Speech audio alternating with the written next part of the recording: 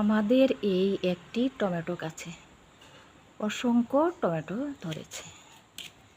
এই দেখুন পাতার আড়ালে কত যে টমেটো ধরেছে। এখানে আরো কত টমেটো রয়েছে। এই আরো একটি গাছেই এত এত টমেটো ধরেছে।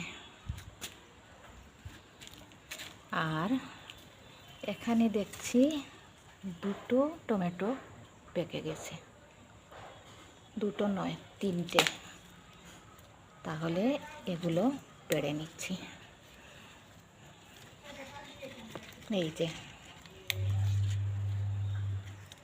এই গাছটা আমরা লাগাইনি, এমনি এমনি গাছটা হয়েছে। কি সুন্দর লাগছে দেখতে।